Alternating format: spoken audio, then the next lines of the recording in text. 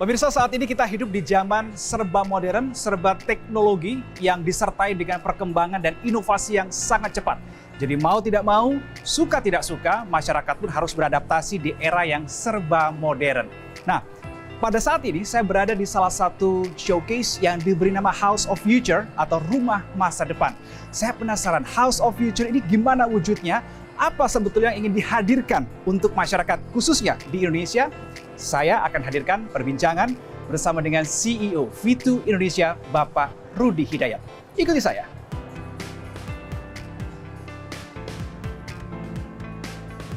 Bapak Rudi Hidayat. Ya. Oke, saya Reno, Pak. Wah, sehat. Terima kasih sudah berkenan meluangkan waktu ini. Selamat datang di House of Future. House of Future. Terima kasih. Oke, baik. House of Future ini adalah yang saya sebut tadi, pemirsa, bahwa saat ini saya sudah berada di dalamnya sekarang bersama dengan sang CEO V2 Indonesia, Bapak Rudi Hidayat. Pak Rudi, Ya. Sebelum kita bahas dan detailkan lagi soal House of Future ini, sebetulnya saya tadi di awal singgung bahwa ini bergerak di teknologi audiovisual. Betul sekali. Nah, kalau boleh dijelaskan Pak Rudi, secara global, bisnis atau industri audiovisual ini seperti apa prospeknya? Iya, perkembangan sangat cepat ya. Jadi terutama mungkin kalau kita bicara 20 tahun lalu audiovisual, Ya. sama 10 tahun lalu dan 5 tahun lalu dan 3 tahun terakhir ini gitu ya, walaupun kita era pandemik ya. Ya. Tapi kecepatan audiovisual progresnya itu sangat-sangat cepat sekali dan sudah ngeblended dengan dunia IT. Jadi makanya dulu audiovisual itu seolah-olah berdiri sendiri, tapi sekarang sudah progres sangat cepat perkembangan dengan dunia IT blended dan sudah menjadi salah satu teknologi digital audiovisual. Oke, tadi Bapak mengatakan bahwa ini perkembangannya sangat cepat, Ya. begitu ya. Apa sebenarnya membuat industri ini prospek ini begitu sangat cepat progresnya? Iya, karena behind of the teknologi misalnya gitu ya, jadi kemampuan dari speed dari sebuah prosesor komputer misalnya, itu sudah meningkat jauh lebih drastis ya. Teknologi 5G ya dari segi komunikasi itu sudah berkembang luar biasa. Lalu belum ditambah dengan banyak teknologi-teknologi yang mendukung sehingga kecepatan audiovisual ini dibutuhkan di market gitu. Oke, baik. Baik, sekarang saya akan detailkan lagi ya soal House of Future. Ini di belakang kita ini apa nih Pak Rudi? Iya. Ada yang menyambut kelihatannya. Ya, ini namanya virtual human, Pak. Virtual human. Virtual human. Oke, Ya. apa itu bisa dijelaskan Pak? Jadi virtual human ini sekarang kan menjadi satu era karena tahun ini menjadi era artificial intelligence gitu ya. Dan kita sudah mengenal mungkin belakangan ini tentang ChatGPT. Jadi bagaimana virtual human kita ini sekarang mereka sudah bisa seperti menggantikan misalnya aplikasinya sebagai digital receptionist misalnya. Oke. Jadi orang ingin bertanya gitu kan langsung menjawab secara artificial intelligence AI. Jadi ini yang sebenarnya sedang kami kembangkan juga di dalam saat ini. Oke, berarti kalau bayangan saya adalah kalau kita datang ke mall misalkan, ini virtual human ini siap untuk menyambut. Betul. Jadi kami membangun database pasti dengan misalnya kalau tadi shopping mall kita akan mengisi misalnya di sini ada tenan apa saja, jenisnya apa saja. Misalnya kalau orang ingin mencari restoran Jepang gitu ya.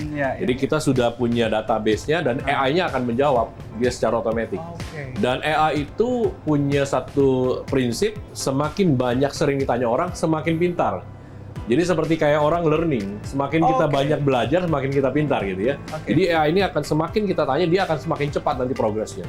Jadi kalau banyak orang nanya misalnya, saya pengen makan restoran Jepang, lalu banyak sekali orang nanyakan dia akan lebih cepat menjawabnya itu. Oh, karena seringkali ditanyakan hal yang serupa. Betul, database-nya akan dia akan lebih seperti itu. Ya, analogikanya ya. Iya. Baik. Oke, kemudian selain ini tadi virtual human, kalau bisa dijelaskan secara global lagi di House of Future ini, di V2 Indonesia ini membawa apa saja nih di Indonesia?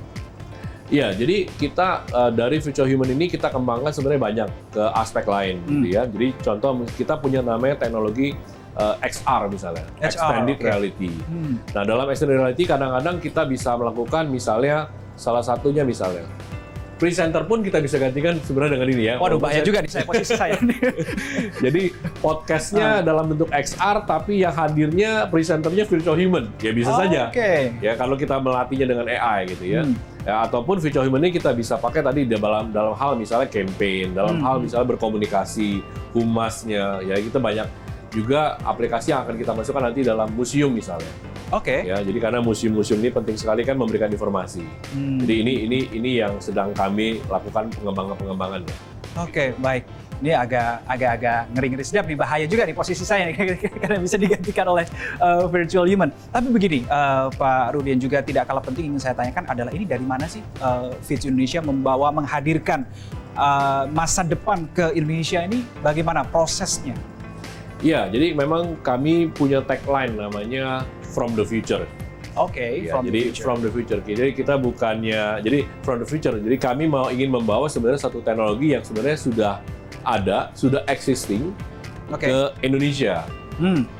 Pada dasarnya kalau kita bicara 20 tahun lalu ya, boleh dibilang Indonesia kalau namanya teknologi kadang-kadang suka kalah duluan sama negara tetangga. Ya, tetapi saya punya satu visi, Fit Indonesia ini kita punya visi bagaimana kita bisa membawa teknologi ini bisa lebih duluan malah dari mungkin di Southeast Asia, mungkin di Asia Tenggara gitu ya. Sehingga kami punya satu pengembangan yang di dalam internal kami juga. Kami punya tim internal yang memang mengadopsi teknologi-teknologi luar ini dan lalu kita kembangkan bisa secara software, bisa kita penggabungan secara hardware juga bisa gitu ya dengan teknologi-teknologi yang ada di luar ya. Tantangannya apa Pak ketika tadi membawa masa depan ya, from the future ke Indonesia, bahkan kalau bisa ini lebih dulu daripada negara-negara lain begitu ya. Tantangannya apa? Apakah dari segi untuk peningkatan pemahaman dari SDM-nya atau seperti apa? Betul. Memang kesulitan kita adalah satu begini, edukasi ya. Jadi market itu perlu kita edukasi. Contoh misalnya tadi, kalau kita bicara XR, Extended Reality, banyak orang yang tidak mengerti apa XR misalnya. Kedua, kita learning point-nya buat semua SDM biasanya ya. Sekarang ini ada istilahnya dua program yang sangat lagi ngetrend, yaitu Unreal Engine dengan Unity.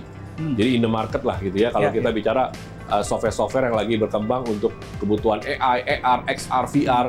Nah, bagaimana kita harus melakukan ya SDM-SDM yang ada, misalnya klien kita, customer kita, mereka harus belajar tentang Unreal Engine dan Unity. Tetapi sebenarnya tidak sulit karena tutorial ini sekarang begitu mudah kita dapatkan di YouTube lewat. Jadi menurut kami kebutuhan orang untuk belajar ini yang paling penting. Yang orang ingin belajar itu paling penting dulu. Karena mempelajarinya pasti saya yakin semua orang-orang Indonesia sangat pintar. Baik. Yang penting mau belajar ya Pak ya? Yang penting mau belajar. Baik pemirsa, tadi sebetulnya sudah disinggung beberapa kali oleh Pak Rudi Hidayat soal extended reality. Nah, di segmen berikutnya saya ingin mengajak Anda untuk melihat lebih dekat seperti apa yang dimaksud oleh Pak Rudi dengan extended reality. Di segmen berikutnya, tetaplah bersama dengan kami.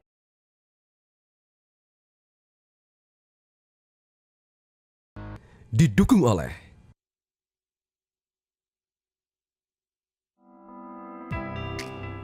Baik pemirsa, Anda masih bersama dengan saya Reno Reksa dan dengan Pak Rudi Hidayat di kesempatan yang luar biasa ini. Dan saya bukan pindah tempat ke pantai ya, tapi ini adalah salah satu yang tadi disebut oleh Pak Rudi Hidayat, ini adalah extended reality. Betul. Pak Rudi Hidayat, boleh dijelaskan lebih detail lagi soal extended reality ini sebenarnya fiturnya apa saja yang dihadirkan?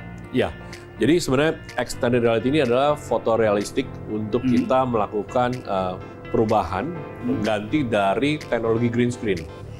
Ya, jadi kalau dulu kan kita syuting kita pakai green screen, lalu tapi kan punya kelemahan dalam green screen pasti. Yang pasti kita tidak bisa gunakan warna baju hijau juga kan, sama mungkin benda-benda yang sifatnya transparan. Tapi di dalam dunia XR ya kita tidak terbatas dengan masalah warna, itu satu. Ya kan? Kedua, kita basicnya adalah konten. Jadi saat ini walaupun kita benar-benar ada di pantai, tapi kita juga tetap bisa ngelihat ada pohon gitu dan sebagainya gitu ya. Tidak seperti green screen ya? Tidak seperti green screen, betul. Kalau green screen saya seakan-akan di layar ada, tapi di belakang saya tidak ada. Betul. Nah kalau di XR ini ada semuanya. Kita tetap masih bisa lihat ya. Di sini ada bayangan. Ya, betul, jadi kalau kita lihat di sini, jadi kalau saya pun jalan, saya masih bisa melihat ya situasi yang ada di dasar lantai ini gitu ya. Betul. Nah, XR punya kelebihan lagi adalah bagaimana kita bisa juga menimbulkan augmented reality. Jadi kita bisa memunculkan beberapa logo, benda atau apapun yang seperti kita lihat saat ini gitu ya. Jadi logo Metro TV kita bisa di sini ada hadir gitu kan. Nah, ini adalah salah satu keunggulan dari teknologi XR. Saya sebenarnya dari tadi curiga nih. Ini sebenarnya batas hitam ini apakah batasan dari extended reality atau sebenarnya nanti bisa diperluas lagi? Iya, jadi size dari XR ini kenapa namanya XR gitu kan? Ya. X-nya extended.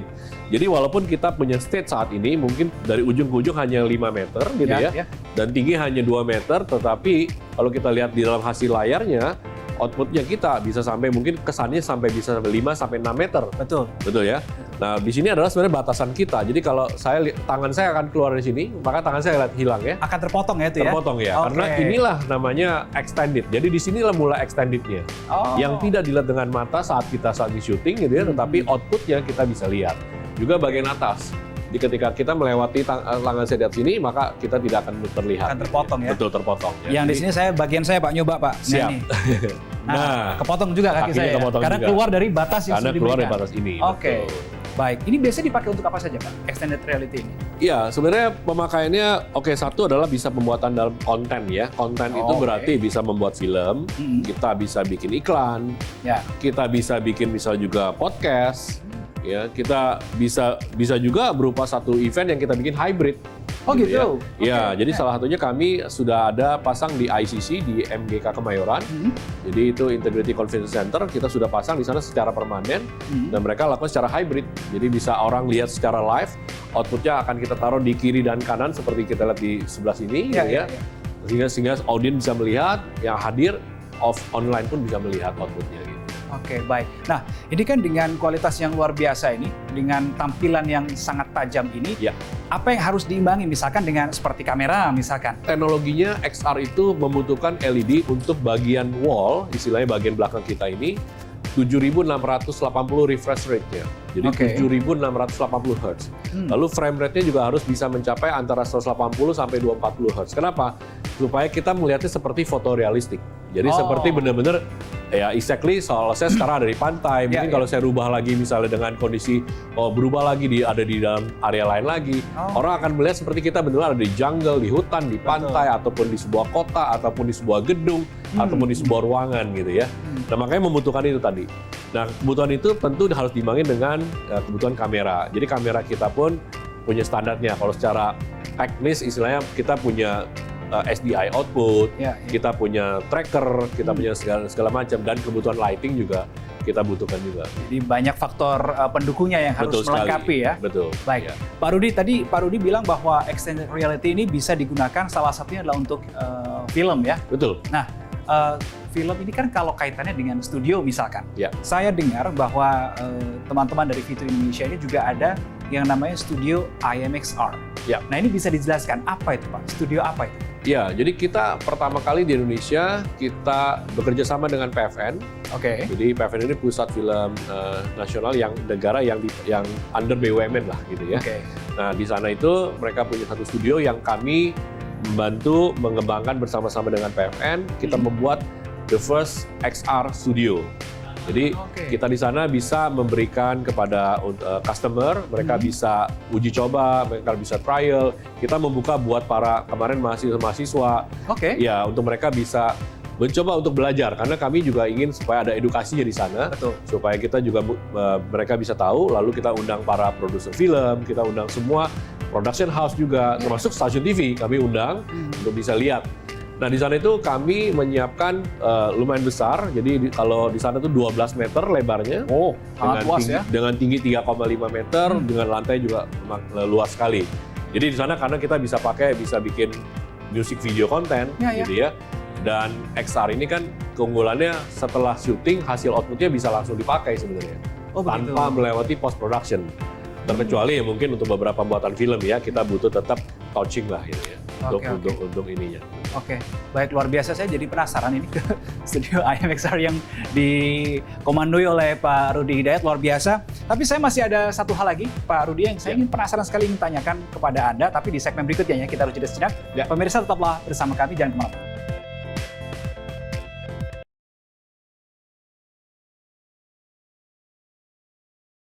Didukung oleh Ya pemirsa, saya berada di ujung segmen bersama dengan Pak Rudi Hidayat, tapi di ujung ini saya tidak mau sia-siakan waktu saya masih akan explore House of Future ini. Pak Rudi Hidayat, bisa dijelaskan sekarang kita lagi di mana? Jangan katakan ini kita lagi di luar angkasa ya. Jadi di House of Future kami punya namanya Immersive Wall, Pak. Oke. Jadi Immersive Wall ini memang bertujuan bagaimana kita mau menyampaikan bahwa ada teknologi yang dari sebuah LED yang biasanya cuma flat, Ya. kita bisa bentuk menjadi sebuah yang tadi 90 derajat, atau kita bisa bentuk yang berbagai macam ya, fleksibel. Dan ini bisa menghasilkan jadi seperti nuansa 3 dimensi.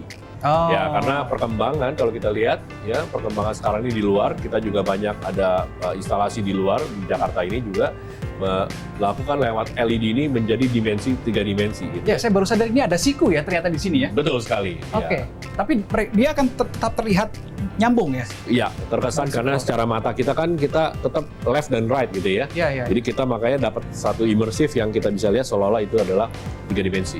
Oke, pertanyaannya kalau tadi kita bahas soal extended reality ini kan erat kaitannya dengan industri perfilman, musik dan sebagainya. Kalau ini, pertanyaan saya, ini bisa nggak sih kira-kira diaplikasikan di rumah misalnya? Nah, betul sekali. Jadi perkembangan saat ini makanya audiovisual itu begitu cepat, Pak. Ya. Nah, di home kadang-kadang mereka kan sering banyak lukisan, Pak. Oke. Banyak orang pecinta lukisan. Nah, jadi sekarang ini banyak orang yang sudah juga planning, sudah memasang immersive wall ini menjadi LED sebagai pengganti lukisan.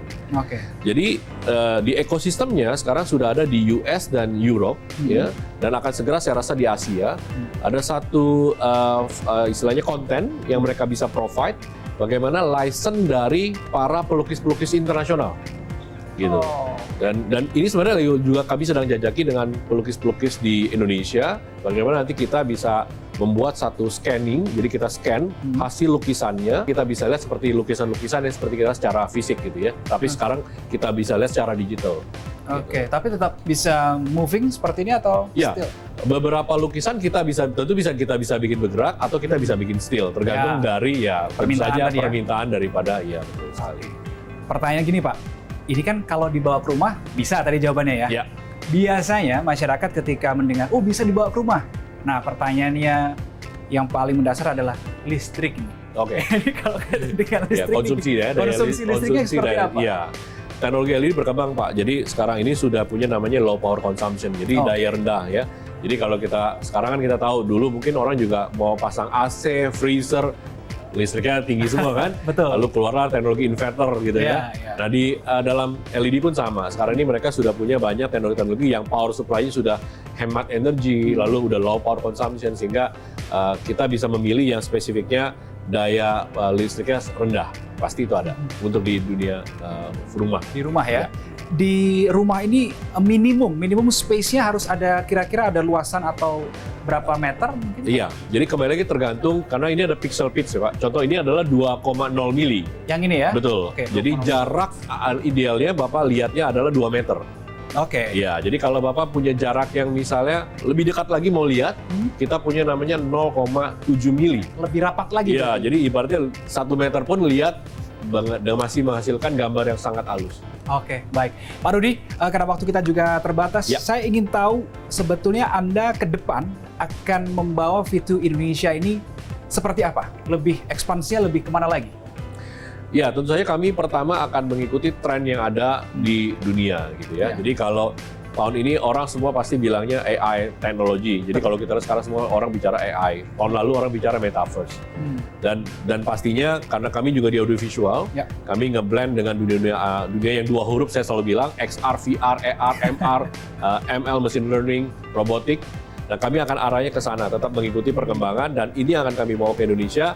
Tentu saja kami ingin mendukung juga program pemerintah, karena sekarang pemerintah juga punya namanya pencanangan TKDN, tingkat konsumsi dalam negeri gitu ya.